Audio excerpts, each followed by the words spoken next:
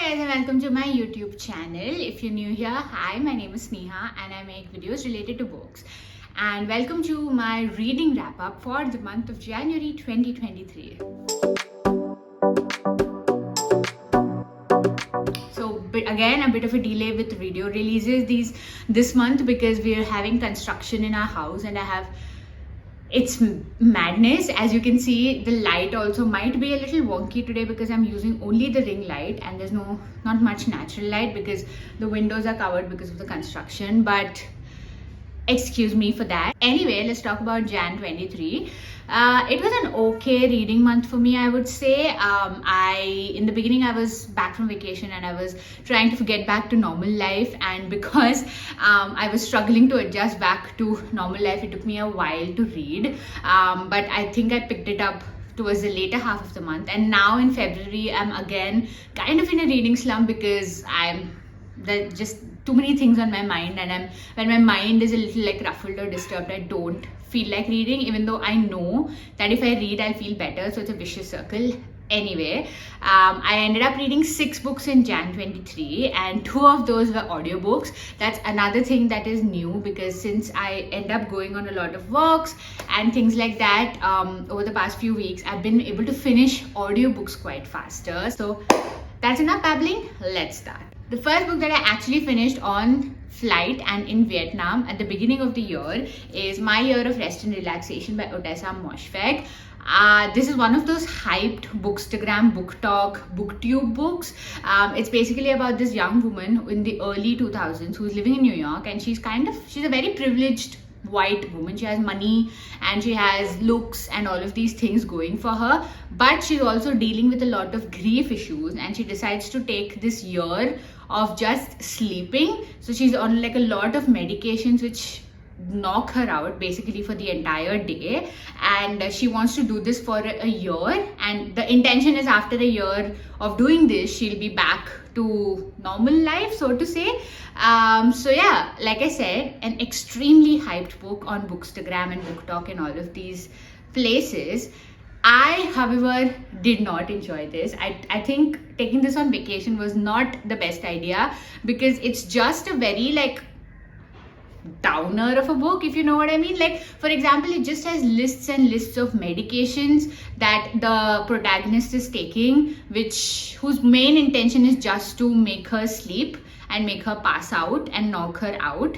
And it was just very depressing to read all of this. Like, clearly she's going through a lot. She has lost both her parents a few years ago, and she's not processed that grief fully. So she's dealing with a lot of mental health issues, but she chooses to knock herself out with medication, not prescribed, by the way. She finds like this random therapist who gives her a lot of medicines without really delving into the reasons of her issues, and she just takes them, and it's all over the place. So for me, it's a very bizarre book. I did not enjoy it at all, I would say. I don't think there were any parts of this that I enjoyed. Maybe a few parts where she was talking about her life in college and stuff like that. I chuckled. That part was witty. The writing is witty, but just the subject matter was too much of a downer for me. So I really did not enjoy this. This one is so not for me. So I am going to give this 1.5 stars out of 5. And this is not a book that I would personally recommend, but a ton of people on the internet recommend this. So I don't know, maybe you should not be listening to me. Then I finished an audiobook. This is Happening by Annie Ernaux. So this is a French translated book, and I think the author also just won the Nobel Prize for Literature. So it's basically about the author's own account when in 1960s in France, when abortion was illegal, she discovers that she's pregnant. Now she's a very young student and with not a lot of resources at her disposal. So it's about her account of how she dealt with this news of her being pregnant, how she ended up finding a few people who actually helped her get an illegal abortion, and her feelings about it during, after, and in the present day as well. So what really strikes out in this particular audiobook is that the narration seems devoid of emotion. Like, she's just recalling her memory of the incidents that really affected her, the trauma that she had to go through, but she's also narrating of diaries of that point in time. So it feels like it's devoid of emotion, but the words that she has clearly written back then are so impactful, and but even though when she's narrating it now, it might seem devoid of emotion, they really take you back in time at that point of time when she was a young student, and kind of like struggling to get a way out of this problem that she's found herself in. She finds a few women, she finds a little like a sisterhood type of a thing where they help her out, even though it is illegal for anybody to help out with somebody trying to go through with an abortion. So I loved this book. Actually, it's a very, very poignant book, and I'm struggling to find a true place to classify this book for me, because it really did impact me. It's a very short volume. I think the audiobook is probably an hour or 2 hours long, so you can really finish it in a day or two, but it really makes impact on you, because the subject matter and also the brilliant writing really takes you back in time and places you in the shoes of this young girl. But she's also scared, and she's also like scared of people, whether they'll report her. She doesn't know who to trust, who to turn to, but she manages to find these few people that she can go to, and it's a very, very beautiful book. Must recommend. This is of course a non-fiction, and I rated it 5 on 5 stars. I fell into a reading slump. I could not finish a physical book. Like, I would pick up so many books off my bookshelf, which, as you know, there are a lot of. There's a lot of choice. And I would read a few pages and I would lose interest and put it back. That's kind of what is happening to me right now also. But back then it was really, really intense. So I went out book shopping, hoping that it would like revive that bookish joy in me. And I wanted a few books that are out of my usual genres, so I ended up picking up Andy Weir's Project Hail Mary, because this was so appreciated in all the bookish circles that I could see, and it's science fiction, so it's not usually the genre that I usually read, so I hoped that it would like, you know, lift me out of it, and it did. This is basically like a sci-fi dystopian kind of a book where there is an organism in space which is eating up the sun's rays, which is basically sun's rays of light, sun's energy, so to say, and basically the sun is going to die because of this organism, and with that would also mean a very accelerated end to humanity as we know it. So there are a bunch of powers to be who scramble about, and they send a few scientists out in space to identify a different organism or a solution out of this mess, to try to find a solution to this organism that is eating up the sun's rays. So the protagonist is somebody called Ryland Grace, and where the book starts is that he wakes up on the spaceship. He's alone. His colleagues are dead, and he does not remember what has happened, but he has to figure out that this entire backstory and that he is the one saving humanity and so on and so forth, and he somehow does that. I'm not gonna spoil it more because it's really good to go into this blind, which is what I did, and I really enjoyed myself with it, so that's what I would recommend to everybody. So yeah, it's a very funny, witty book. Overall, really enjoyed it. I'm not gonna reveal it, I'm not gonna spoil it, but the one thing in this book, there is an alternate character, let's put it like that, and I found that alternate character very endearing and sweet, and just made the whole book for me. So very much enjoyed it. I get the hype now. Got a little draggy towards the end, I'm not gonna lie, and there was also a lot of like sciencey jargon which also lost me because I'm not a science person, but overall as a genre, if somebody is really into sci-fi, I think they will really enjoy this, because I really did. So yeah, and it helped me get over the slump as well. So I'm gonna rate this 4 stars out of 5. Then I finished a mystery novel, The Man Who Died Twice by Richard Osman. Right, so this is the second book in the Thursday Murder Club series. I read book 1 actually at the end of last year. I forgot to put it in like my wrap-up videos, but this was book 2 and this was a library book for me. In this particular book, so this mystery series is actually set in like a retirement village in England, where there are 4 old people who kind of like become these amateur detectives and they solve mysteries.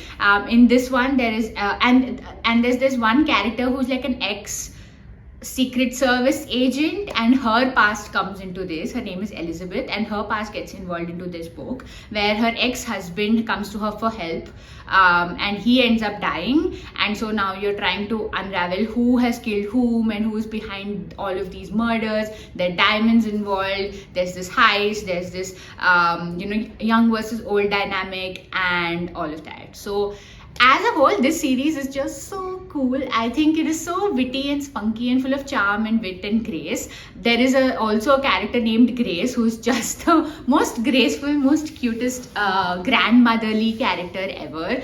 So I think whenever I read this series or get back to it, even though it's like a tough genre, like it's mystery and it's murder mysteries, because of the characters, it's extremely endearing. So you read it with a smile on your face, even though the subject matter is not exactly smile worthy, but you are smiling because of the characters.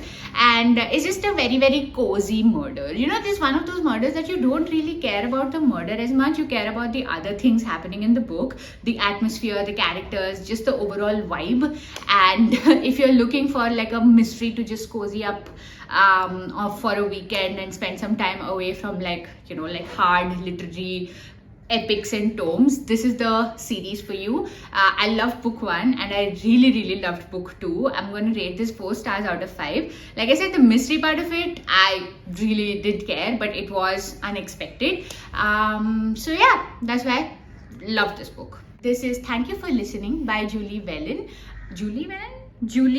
Whelan, sorry, my bad. So this is a romance audiobook. Protagonist is a character called Sonny, and she is an audiobook narrator by profession. Like, an audiobook about audiobook narrators is just top class. But anyway, Sonny is basically, it's a little difficult to pronounce her name, so I'm trying to remember how it was pronounced in the audiobook. I think it is Sonny. Yes, it was Sonny. So Sonny is actually an audiobook narrator, but she had a past as an actress. She's trained to be an actress, but because of a tragic accident, she decides to take a step back from acting and she becomes involved in audiobooks. She used to narrate romances before, but then again she decides that the perfect happy ending is really not existent, so she takes a step back from romance audiobooks as well. But there comes a chance to work with a book written by her favorite romance author who has passed away a few months ago, and for that audiobook she's been offered a lot of money, so she decides to take it up because she has a few reasons of her own.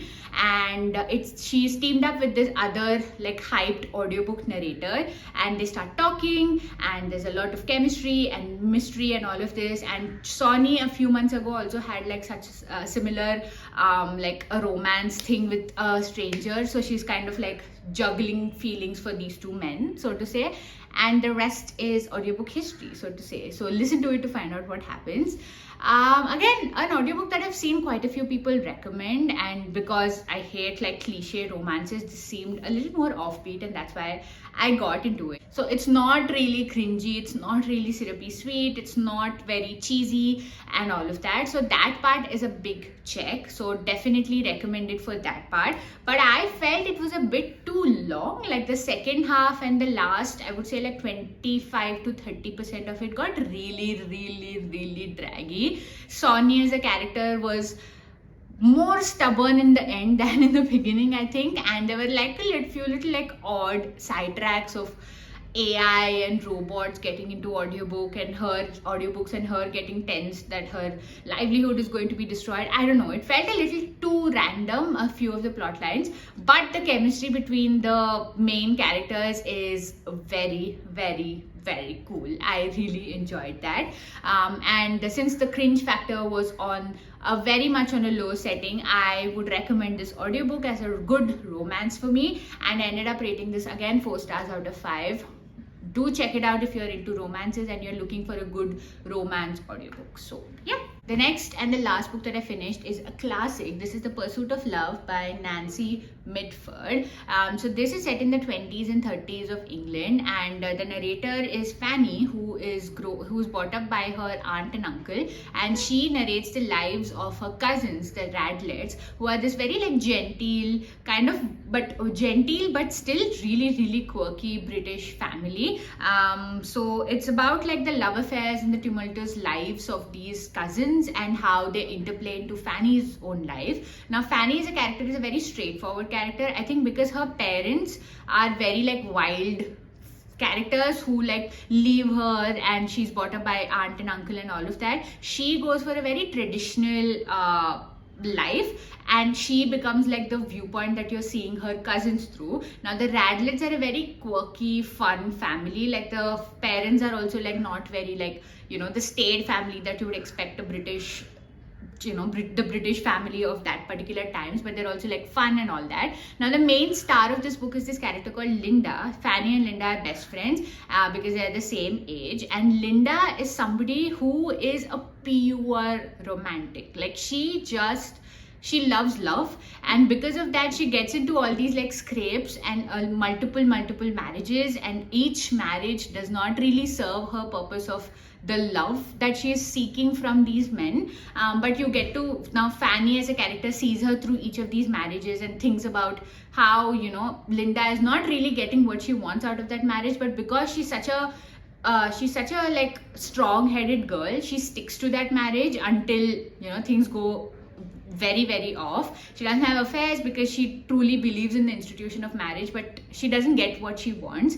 So I think that perspective of Fanny, who's like a very like traditional straight view kind of a person, to look at Linda, I just loved it. It just felt really that juxtaposition, I feel, was done brilliantly in this book. The dialogue and the narration is just so witty that you're completely immersed in this book from start to finish. It doesn't feel like a normal classic where the language is heavy and then all these like ideals and roles and all of that. It was very like joyful and exuberant, even though there are hard, tough things happening in this book. And there is the impact of World War II also comes into this book towards the end, but the spirit of the entire book is still light and frothy, so you don't really feel like weighed down and all of that. So loved this book. It was so cool, it was so funny, it was so witty, and I loved the characters who were the main highlight of this entire book. So yeah, this is 4.5 stars for me, and I thoroughly enjoyed it. So yeah, those are all the books that I finished in Jan 23. I think my best pick has to be Happening, and also close second is The Pursuit of Love by Mitford. Really enjoyed my time with the second one. I really enjoyed my time. With the first one, it was like a very impactful book for me. So yeah, and my least favorite has to be My Year of Rest and Relaxation by Otessa Moshfegh. I love the author, and I was so looking forward to this book. I can't tell you how much I was looking forward to reading this book, and it was just the biggest disappointment for me. So yeah, that's about Jan books. Thank you so much if you're still around and you're still watching me and still around in this video as well. Please like, share, comment, subscribe, all of that, and I will see you very soon, I promise.